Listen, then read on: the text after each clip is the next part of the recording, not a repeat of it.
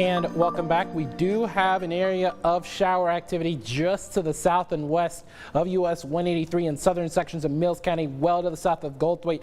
It's moving in a southerly direction, so it's just hugging that Colorado River there. But other than that, as we zoom things out, we have been mostly dry and quite pleasant throughout much of central Texas. That cloud cover off to the east, that's a result of what's left of Nicholas, and it's just going to hover over portions of Louisiana and might even spin back into portions of East Texas as far as its center is concerned as we head through the day tomorrow.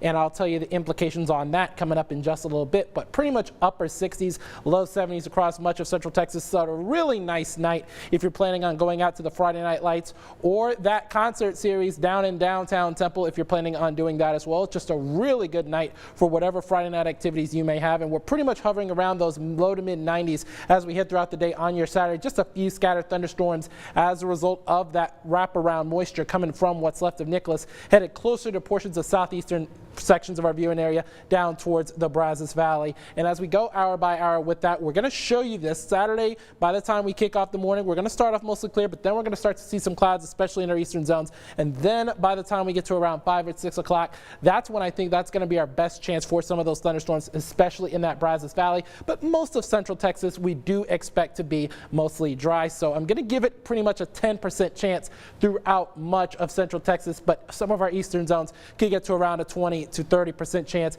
as a result of some of that wraparound moisture. So that's going to be important as you're heading out to Kyle Field to watch those Aggies beat New Mexico later on tomorrow afternoon at around 11 a.m. is kickoff. But then possibly by the time we get to around the third or fourth quarter, you may want to keep an eye on the sky because we're going to have that moisture in place with that wraparound coming with Nicholas making a slight move off to the west. But it's only going to be scattered in nature, and you just want to pay attention to the sky as you're heading throughout the course of the game. I think the Aggies get it done. They're really high ranked, and I think they've played very well all year long, so no reason to worry about the score in that particular regard. But anyways, it's going to be a bit on the muggy side as well, and as a result of that, I'm going to give that an 8 on the Jordan meter. Temperatures are going to hover around those mid-90s, mix of sun and clouds. Other than that, we do expect to look mostly dry, but let me tell you something.